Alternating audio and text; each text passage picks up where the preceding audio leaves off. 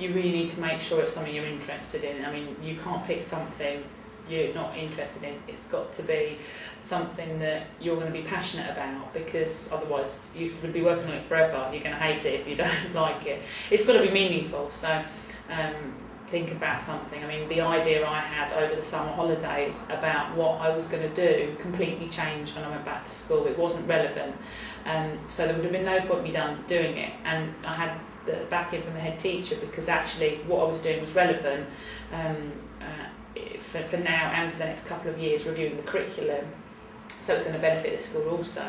And then in terms of it, you really need to narrow it down. Exactly what is it that you want to find out, because you can start off very broad, and that's okay with your reading, but you do need to be very specific, because otherwise you'll be finding millions of different things about your subject area, but you need to be very clear on what you want. Choose something that is always going to be in front of you. That isn't necessarily how everybody works. Someone may find that something more abstract, perhaps not linked to their daily practice, may be of a particular interest. But for me, I felt I needed something that I would be working on all the time. Being a practice-based project, it's very practical. It's there. You're doing it day by day. It's small-scale research in your classroom. So I felt, and I feel, that you have to choose something that grips you, which is to do with what you're doing on a daily basis.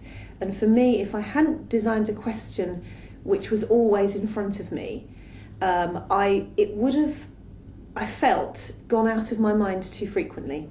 And I felt that as I got into my practice-based project, I was thinking about it all the time, because I was doing it daily.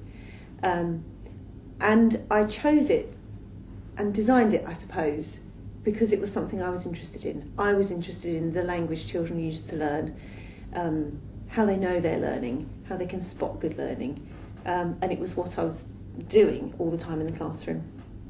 And Mary had a very good tip. She said, choose something that nags away at you. Choose something that sort of creates an itch in your thinking, as it were, that you really, really want to get to grips with, you want to solve or find out more about. And I felt also that people I worked with felt the same, that something too abstract, something too,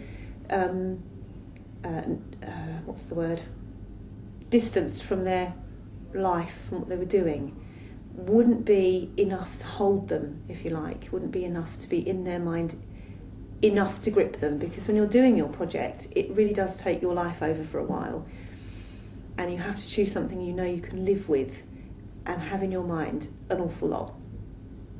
And that's what helped me design it. It emerged and grew and grew and grew, and then it had to be narrowed down. But it was still something that was always there before me all the time.